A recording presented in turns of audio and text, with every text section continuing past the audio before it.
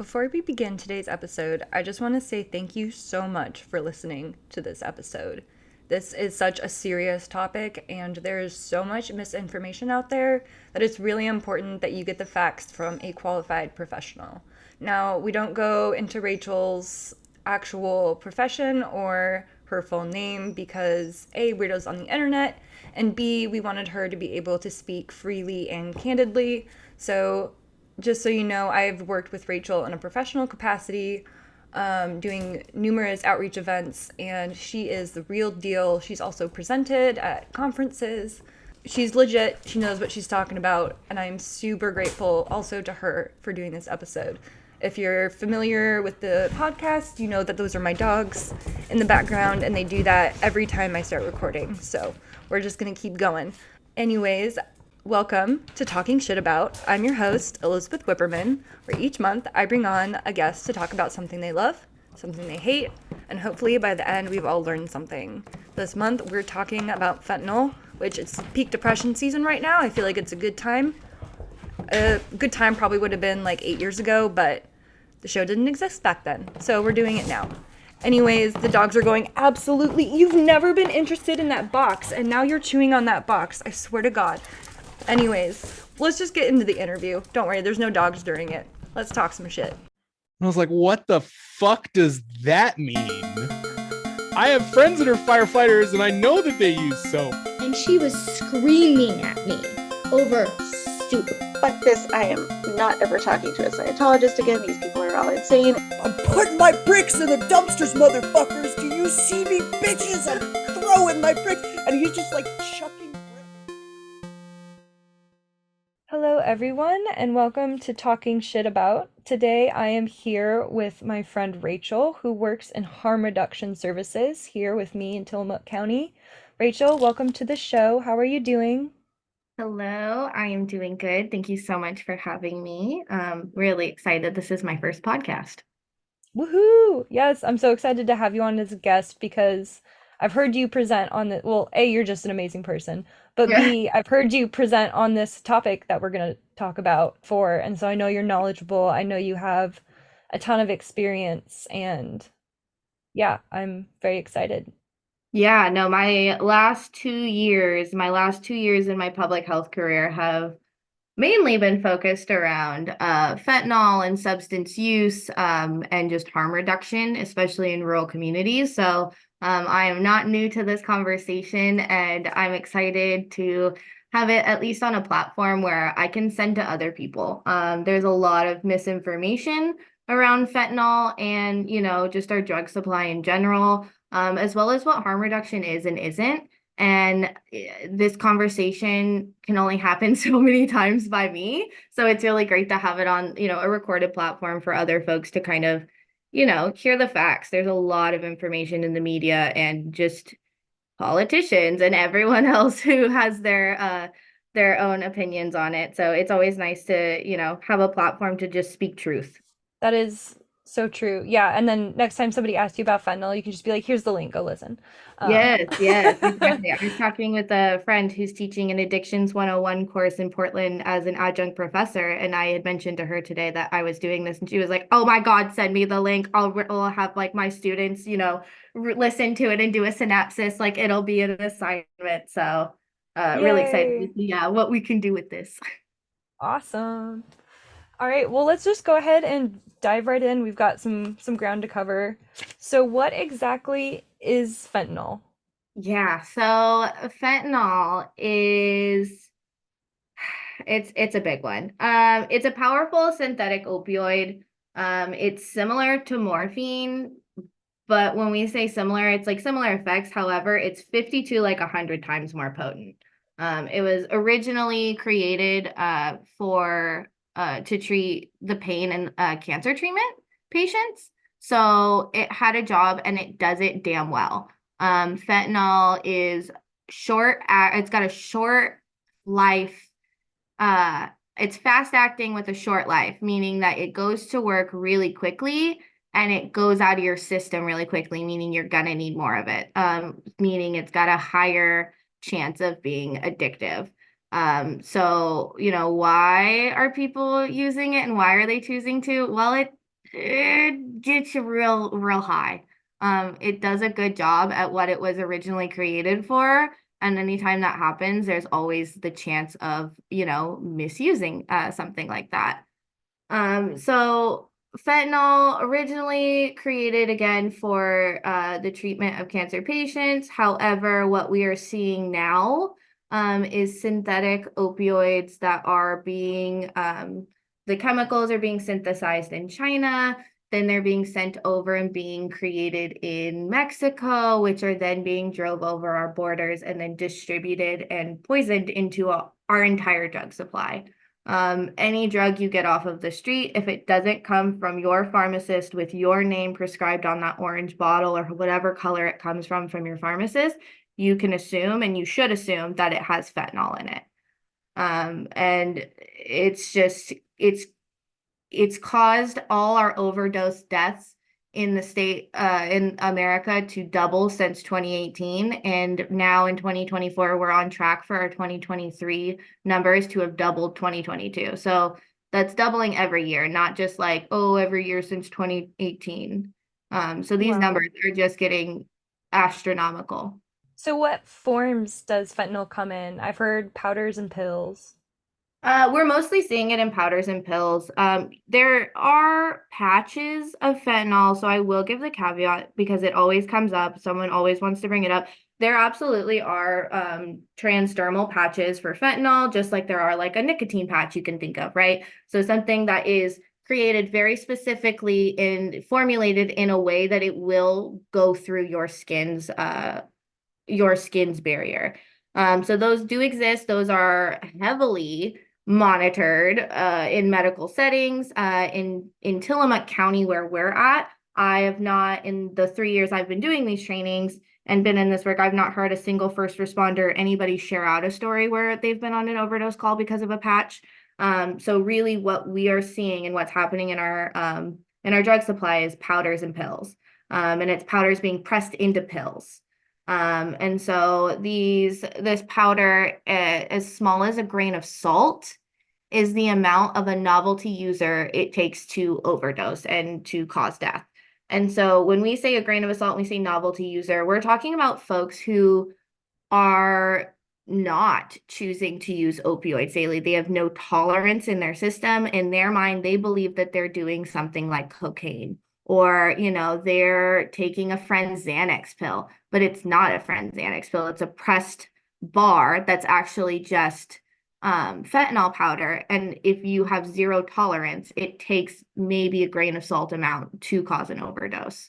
So it's extremely detrimental because nobody's really getting an experimental phase. Nobody gets to experiment with drugs. There is no safe supply at all anymore.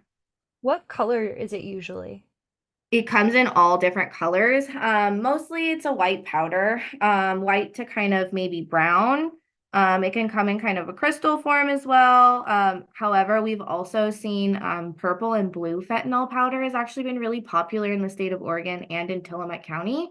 So it comes in, it really, back especially during the pandemic, we heard a lot about rainbow fentanyl. So it coming in all different colors. I've seen, public health reports come out about green fentanyl in certain counties. So I think it really is dependent on where you're at and what the trend is of the time. But mostly it is a white powder. Okay. And I want to go back to how quickly you can overdose because A, that's terrifying, but B, there are some myths surrounding overdosing with fentanyl. I can't remember exactly when it was, but I feel like there were a ton of stories coming out in the news, like a cop opens up the trunk of a car and overdoses from being near fentanyl and stuff like that. So what do you have to do in order to get an what are the words I'm thinking of? Experience an overdose. Yeah, thank you. Yeah, so on record to date, there is not a single person who has overdosed from touching fentanyl or being around it.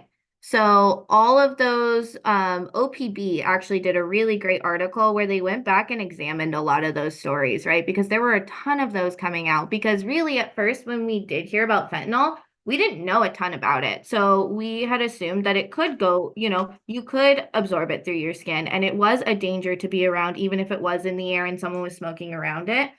We had those thoughts because we didn't know a ton about it. It was new and it was scary. Well, we have studies and we have science. The University of Washington, I think, was the first one to put it out there, but others are following suit. I'm actually working with OHA right now to create their fentanyl exposure resources to share out across the state. There is no on record overdose of any law enforcement or person overdosing from touching fentanyl. So they went back, OPB went back, and they examined a lot of those stories, and they looked at what happened with the officers, right? So they were in a locker room, they were exposed to fentanyl somehow by either touching it or the bag opened in the locker room. So what happened? Their heart rate started pounding, they may have fainted, really, when it comes down to it, and the toxicology reports coming back with 0 opioids in their system, they had a panic attack. And rightfully so, because again, we have been telling people that you can and will die if you touch it, because we didn't know, the misinformation was so far out of our reach. So a lot of those reactions and a lot of those stories you heard, all of the toxicology reports that have come back from those reports, not a single one has come back with opioids in those officer systems, meaning it was never ingested in their system, meaning they were never overdosing to begin with. How are people ingesting fentanyl? Is it mostly smoking? Yes. Smoking is kind of taking in a pill form. So just ingesting it in a pill or powder, snorting it is another pretty popular way. Unfortunately, there was this really weird shift. And I guess it's been like this for a while, and I'm just newer to fentanyl. I came into harm reduction when fentanyl was really big. So fentanyl is truly all I know with harm reduction. And some of my older harm reduction pals who were, back when heroin was pure, the drugs were just different, and the way that we treat things are different. So typically there's this misconception with people who use drugs that smoking it is safer and that you cannot overdose while smoking it. So when fentanyl hit the scene and fentanyl was being introduced into folks' heroin and they were injecting it and they were overdosing, folks started to actually switch to smoking their drugs instead, because in their minds they thought it was safer and that they could not overdose. However, you take too much of any drug anyway and you will overdose. It was just a really interesting shift with fentanyl that people, and to this day at the exchange that I work at, we have people who come in and tell us that they're going to smoke because they don't think they can overdose, or like they were told that they can't overdose if they're smoking, which is always a good education piece, and just, a good, hey, well, why don't you take extra Narcan just in case, right? And so you can help your buddy out. And it's always just a good touch point. But a lot of people are smoking their fentanyl. We on the West Coast are fortunate enough to have a year to year and a half lag of the East Coast. So typically they predict our trends. So things happen there before they kind of trickle down over here to us. And we unfortunately are starting to see on the East Coast, a lot of people are starting to inject their fentanyl. So smoking it and that route is not getting it into their system enough. And so injecting is like the next step up, which is really unfortunate, but it is a way that drugs do kind of trend. So we're kind of expecting to see a lot more folks injecting their fentanyl on the West Coast. Right now, I think it's mostly smoking. And we touched on it a little bit, but how exactly does fentanyl affect the body? Like, what kind of high are people experiencing? I mean, it's pretty euphoric. It's like morphine. I mean, trying to think. I mean, it's just extreme happiness, drowsiness, confusion. But the big thing is that it's, it's an opioid, and opioids affect breathing.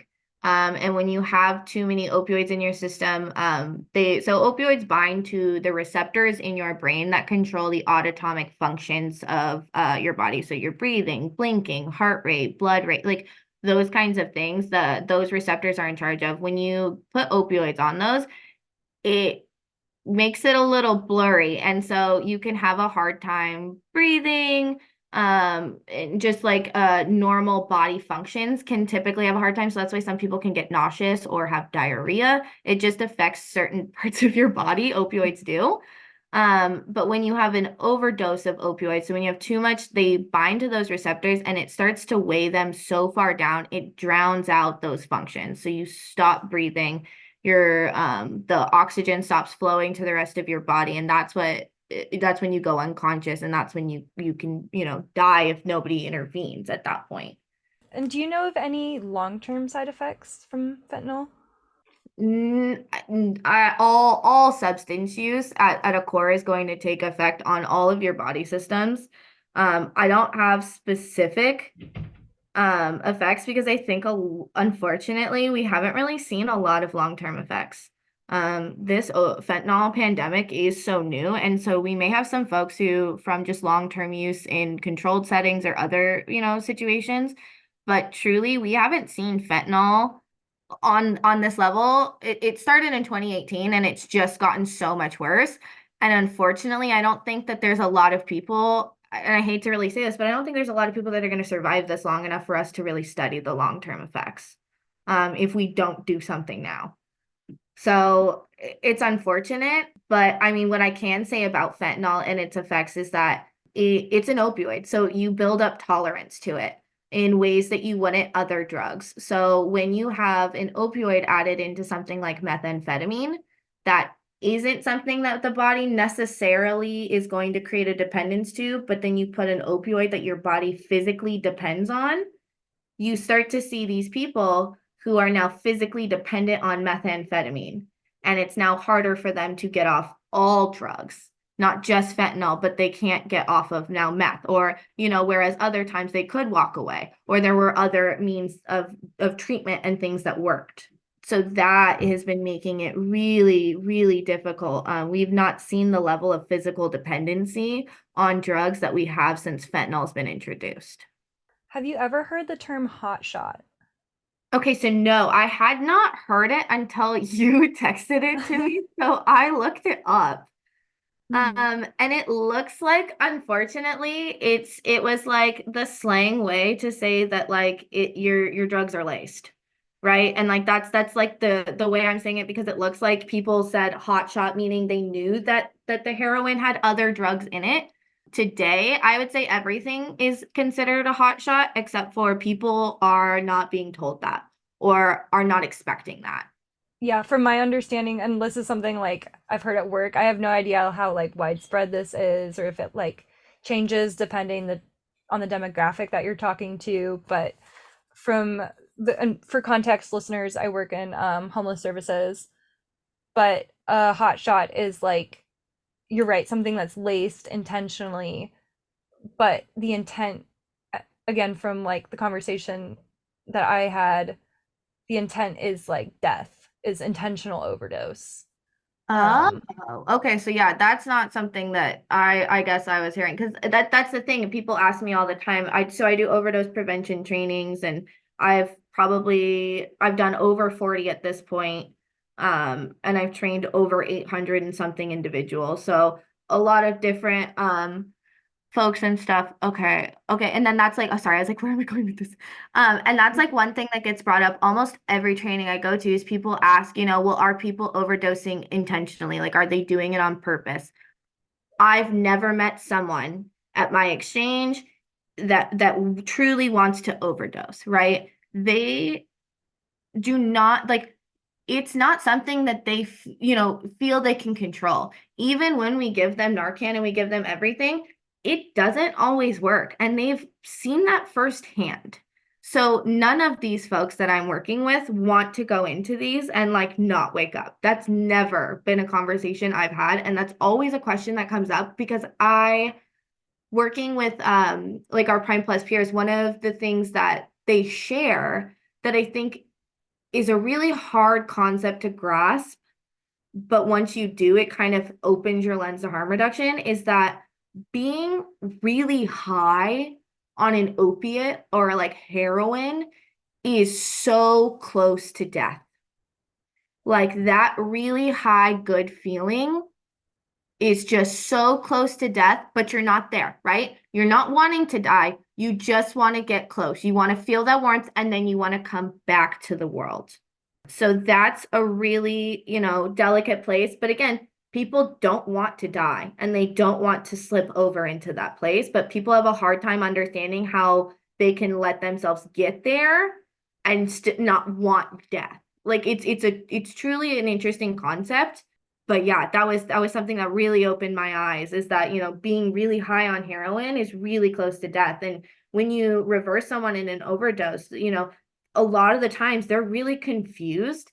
They might lash out. They may, be really pissed off at you, because what naloxone does in an overdose is it puts you into opioid withdrawal, which is a really shitty feeling. Like your body hurts, like everything sucks. You're back to, and this is the thing, you probably have zero idea in that moment coming to that you were actually not breathing and you were unresponsive, right? You're just upset because someone fucked up your high.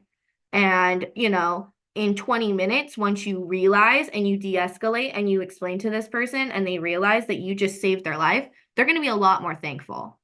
But it may take that 20 minutes of de-escalating, because again, they are going to have no idea what just happened, or the fact that you probably just brought them back to life. Hey, Elizabeth here. The word I was looking for earlier was murder, as in people are murdering people with hot shots. So it's an intentional overdose of somebody else. I didn't articulate that very well. Either way, if someone offers you drugs, probably don't take them. If you're going to take them, get them from someone that's reputable. And if you're going to buy weed, buy it from a dispensary, because you never know what's in it. Okay, back to the interview. Well, this is a good segue into talking about overdoses. I think you already kind of covered how an overdose occurs. But let's say you are out, could be anywhere, and you see someone and they're unresponsive and you suspect it might be an overdose. What do you do? So the first thing is, if someone's unresponsive, I'm hopefully with someone else. And if not, I'm calling 911 or having them calling 911, and I'm immediately going up to the person.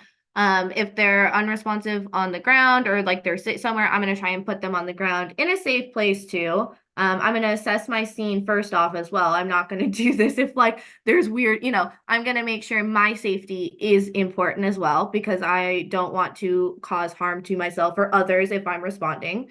So I'll assess my scene, call 911, get down on my hands and knees, get this person on their back, and then I'm going to really make sure that they are truly unconscious. So if they are not breathing, or if they are breathing, so that's the thing, is if they're in like a deep nod, so they're still kind of responding every couple words, there's still a couple breaths coming out, but they're shallow. I'm going to stay with that person. I'm going to monitor them, and I'm going to make sure 911's on their way, because that person could slip into an overdose. And I, just want to make sure that they get medical attention. If they truly are unresponsive and they're unconscious on the ground, I'm going to get down on my hands and knees, and I'm going to do a nice sternum rub I'm going to take my knuckles, and I'm going to really aggressively rub their sternum, right in between their chest, pretty hard, because that's going to, sometimes you may come across someone who is napping, or who has, maybe does live out on the streets and has been harassed by people telling them to, move or whatever. So they don't want to respond. So if you do a sternum rub on someone and they truly are unresponsive, you then know you need to get into action. If they wake up and go, hey buddy, move on, right? Like move on, apologize, and get going. But if they truly are unresponsive, again, we hope 911's already being called and on the way. At that point, I'm going to go ahead and start CPR. So I'm CPR certified, so I'm going to do 30 compressions to 2 rescue breaths. If you are not CPR certified in these situations, but you come across someone who is unconscious and not breathing, rescue breaths are some of the most important things that you can do to keep someone alive. It just keeps the oxygen flowing to them. Even if you don't feel comfortable in like the chest compressions, that's okay. Two breaths every about 30 seconds, and really making sure you're lifting that, tilting that chin up, you're plugging that nose, and you're really blowing firmly in, trying to get the oxygen into their lungs, can really help and give some time for the first responders to get there. So I'm going to start 2 compressions, or 30 compressions to 2 rescue breaths. I'm going to do about 2 rounds of that. and then I'm going to go ahead and administer my first dose of Narcan, naloxone, whatever you have. We give out injectable as well as nasal. I give out nasal to all of my community partners and to mostly general public. Trying to ask anybody to inject anything into anybody under any circumstance is quite a lot, especially when it's a traumatic situation like an overdose. So unless people ask for injectable naloxone, I give out nasal Narcan. So I go ahead and pull out I carry my little kit with me, and it's got my little CPR mask and all of my little kits of Narcan and all my other goodies that I need. So I'd go ahead and pull out a dose. While this person's still laying on their back, I would go ahead and give a full dose, 1 dose of Narcan. And then at that point, if they do start to come back to and breathe, I would go ahead and put them into recovery position. So you lay them on your side, you bring their top arm up and over. And then I think it's the underarm goes up and around, and then you bring the knee up. Recovery position, look it up. I am terrible at explaining it. I usually just sprawl myself across the floor, but that doesn't help on a podcast. But you want to put someone, if they do start to come to in that position, when you do reverse an overdose, folks can have all kinds of symptoms. So they're going to have, probably body aches. They're going to have chills. They might throw up, all kinds of symptoms. So you really want to get them into recovery position, especially if you're not going to continue on with CPR, because if they do come to and throw up, you don't want them choking if they're on their back, because then you have 2 crises now. And first responders, at least in my county, no shade to them, but it can take up to like 30 to 45 minutes to get there. So 1 crisis is enough in that time frame. But at that point, you would just stay with that person. It could take more than 1 dose of naloxone to bring somebody back. Unfortunately, we are hearing that that's normally the case. In Tillamook County, it takes typically anywhere from 4 to 5 doses to reverse an overdose. However, there are still overdoses we hear that are reversed with 1. So you always start with 1 dose of naloxone and you wait 2 to 3 minutes at a minimum between each dose, really giving it time to work. You did already kind of mention what Narcan is. Can you also use it on pets or children? Yes, and right. So Narcan is safe for youth, for babies, infants, for pregnant people. It is safe for use on almost any human. There are very, very rare side effects. I've never heard of any during my trainings or heard of anyone sharing anything like that. So there are those very, very rare instances of that. It's not approved for use on animals. However, I was in a training at the end of last year, and one of our first responders, a fireman, shared out that they used Narcan on a dog during one of their calls recently, and it revived the animal.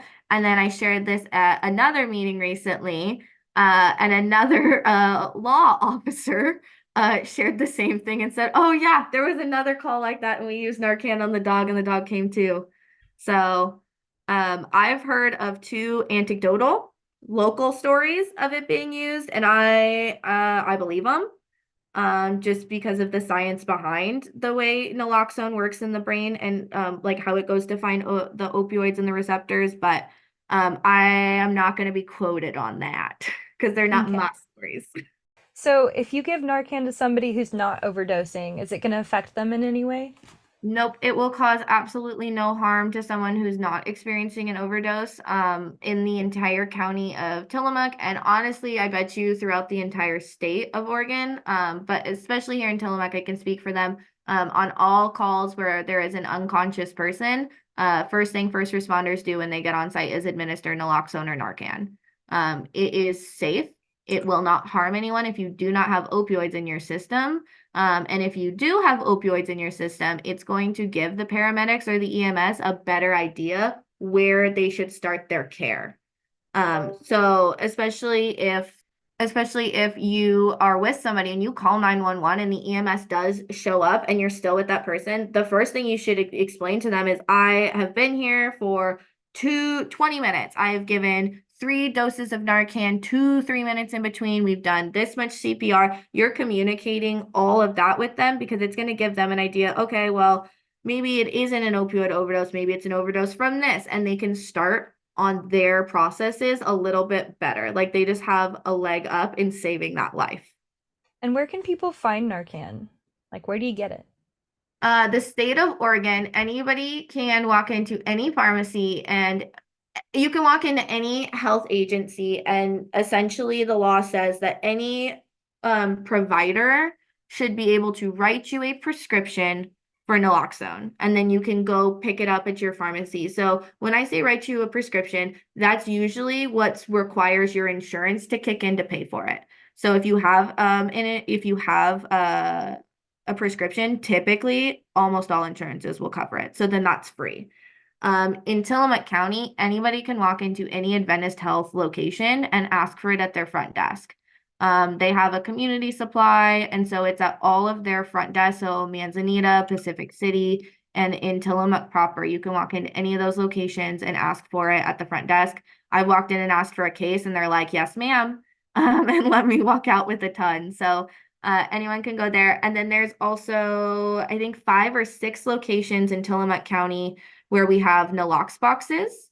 And so those are just those are boxes that are kept on the outside of buildings. So they're available 24/7 to anyone in Tillamook County or anyone anywhere who needs naloxone, who can get to those locations. And so there's one outside of the health department's new public health building, and that's in Tillamook. There's one outside of Care Inc. in Tillamook, Serenity Club in Tillamook. Rising Heart Studio has one up here in Nehalem. And oh gosh. Oh, Tillamook Veterinary Hospital. That's another one. That's a newer one I just got put in. And I'm Awesome. really excited to have them have their box up there. They invited me in to do a training. They're pretty close to where some of our camps are.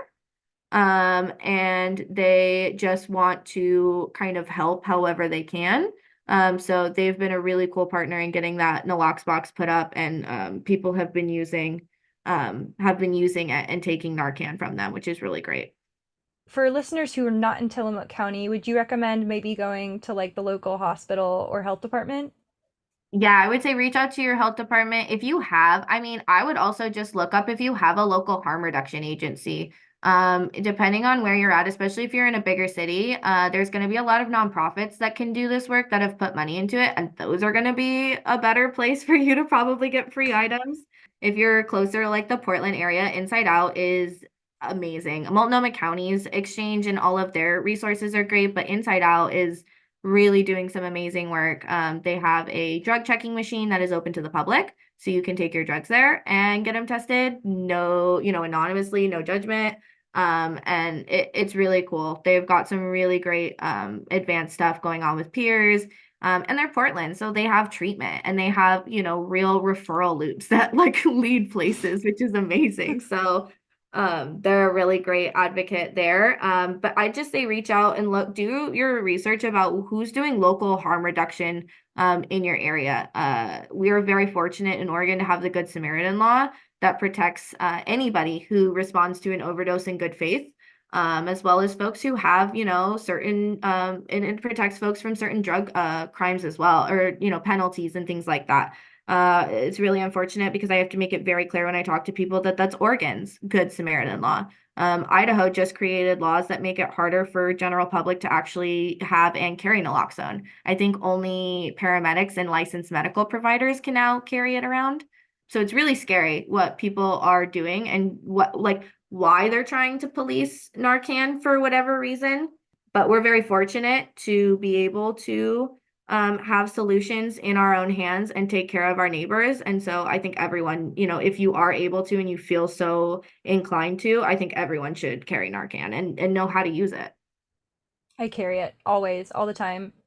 One of the highlights of my bachelorette party is my bridesmaids took me on a scavenger hunt throughout Missoula, and we were on campus at the university and they had a Narcan booth, and I was so excited, and I Hell stocked up on yeah. Narcan and test strips and like everything. Yeah, all about it. You never know where you're going to find it. Super cool. You never know Yeah. who you're going to run into who may need it. I've run into people out here, like people want to act like it doesn't happen out here. I've been in restrooms where girlies are snorting stuff off of keys. Like it's happening here. It is here in these bars, right? Like it is happening in our community. And, to turn a blind eye, it means that we would possibly lose a community member. And I'm not ready to do that because, who am I to judge? Rachel, you're so good at entering into our segues. You've said the term harm reduction a few times. What is that? Oof. Harm reduction is loving people and meeting them where they're at. It's a range of intentional practices that we do to lessen the negative social and physical consequences that are associated with substance use. So we hold the exchange mainly in the way that we explain it to constituents and to our commissioners and stuff is that we're reducing harm by reducing the prevalence of disease. So we help people not share supplies by exchanging it for them and getting them clean supplies. We acknowledge that drug use is a part of our community and that we don't have enough treatment or referral loops or those kinds of resources to take care of that. So we need to reduce the amount that it drags on the rest of our systems, like our hospital system. We need to make sure that, folks aren't going to the hospital all the time for, abscesses and wounds that are festering because they are, sharing supplies with people. They have the right ability to clean their own wounds without having to go to the ER every time they need something. We want to make sure that, we have plenty of Narcan given to folks so they can reverse overdoses in their own community when they don't feel safe to call 911. It's about acknowledging that people are what are I trying to say? So self autonomy, right? That you get to be in charge of what's right for you. And we're just here to help educate and give you the tools you need to make your best choices. So our exchange is anonymous, it's free, and we like to consider it a safe place. So people come in and the only real, lecturing, if you will, that we do at folks is we give education on fentanyl and fentanyl test strips when we give those out and just making sure people understand that fentanyl is in everything. And then we talk about, why we don't want people to share supplies. So we, talk about how it can reduce the amount of abscesses and wounds and, disease that is spread. And so those are the only two real touch points that we, if you will, push on to people.